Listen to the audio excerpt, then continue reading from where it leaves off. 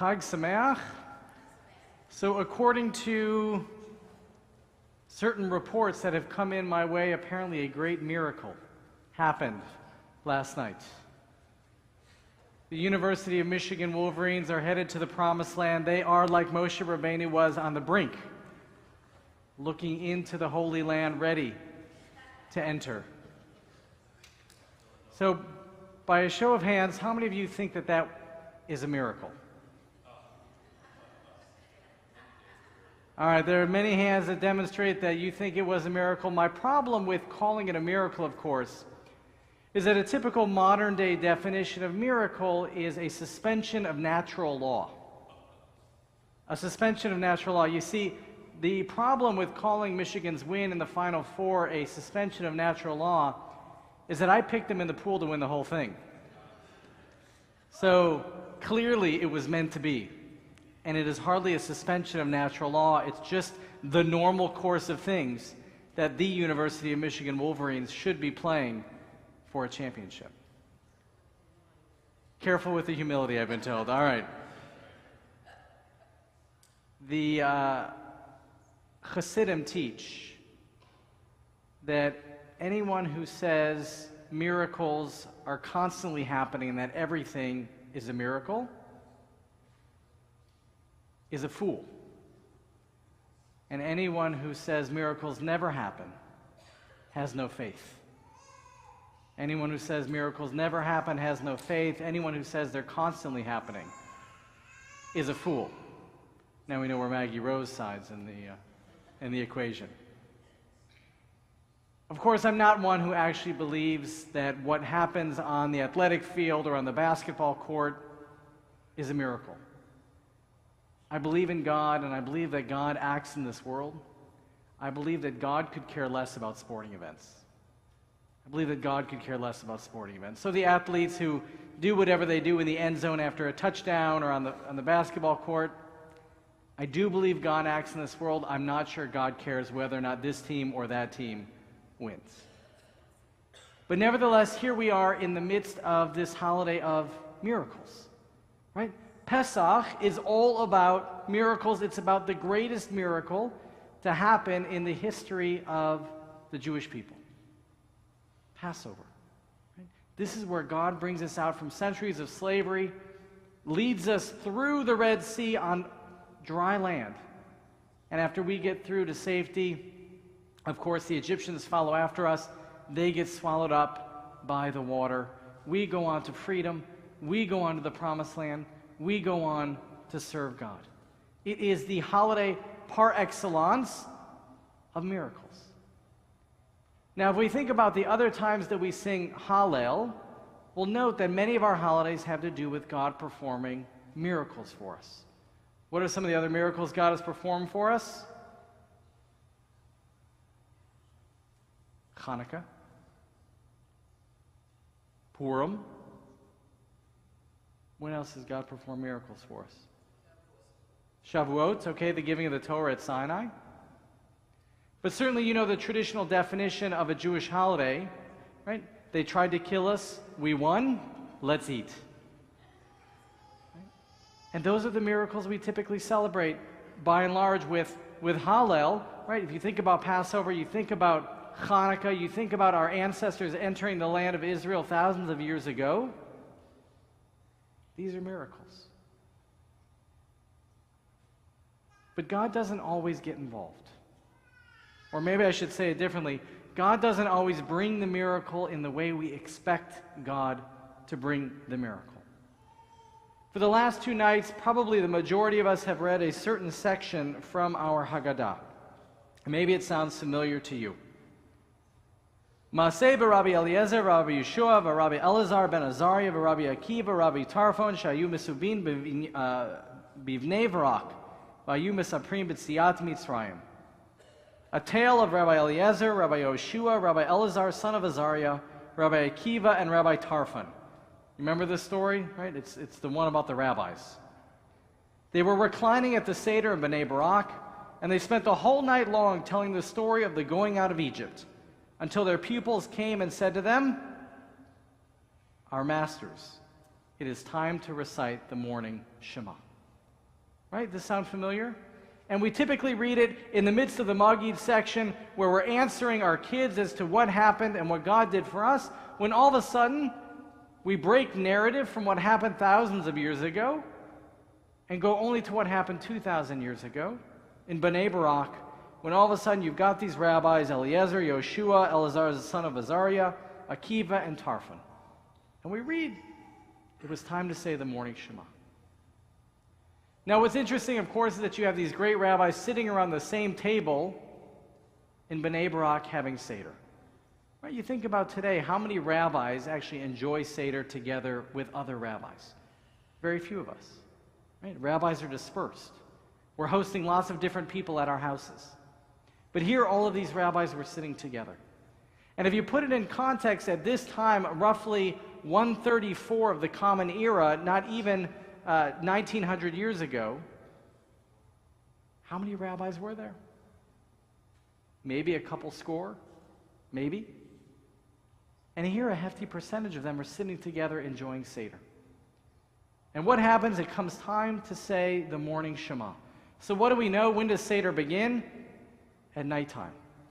So if it comes time to say the morning Shema, how long have they been going with their Seder? It's like a Gutman family Seder. They're just going all night long. Right? But here there's maybe perhaps another message. Maybe the message of this story is not you shouldn't go all the way till morning with your Seder. Maybe there's a different message.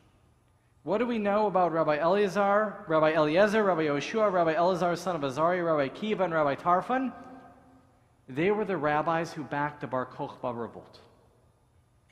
They were the rabbis who backed the Bar Kokhba revolt in the year 134 CE. The Romans were in charge of the land of Israel. The Beit HaMikdash, the Holy Temple, had already been destroyed some 60 years prior. And here the Jews were plotting a rebellion. They were going to take back their land. They were going to rebuild the Holy Temple for God and for the Jewish people. And so perhaps, the researchers tell us, perhaps it's time to say the morning Shema was not an indication that our rabbis had necessarily gone all night with their Seder learning, but rather that they were hidden in a cave where they could see no sunlight. And they were waiting to receive the code that it was time for the Bar Kokhba rebellion to begin. And sure enough, one of their servants showed up and said, it's time to say the morning Shema, which was code for the rebellion has begun. Now we talk about miracles at this time of year. And of course, wouldn't you think, as our rabbis thought, that that time would have been a time for miracles? Here, Bar Kokhba seemed like a figure right out of the rabbinic text who was going to lead us to a military victory. Here he had the rabbis on his side, including the great Rabbi Akiva. Wouldn't that have been a time for miracles? But alas, that miracle never quite came. Though we read about it in the Haggadah, Bar Kokhba lost. The rabbis were killed. Maybe we are 1 for 2 at Passover time. And yet 75 years ago, of course, we were in the midst of World War II. 75 years ago, the Germans had corralled all of the Jews of Warsaw into a tiny ghetto. Thousands upon thousands had already been killed or exported. Thousands upon thousands had been sent to gas chambers, to concentration camps. And in January, the Germans held back because of the resistance fighters and what they were doing. And the Germans regrouped and planned a new strategy and decided that the night of Passover, they would go into the Warsaw Ghetto and they would liquidate the ghetto. 75 years ago, Friday night.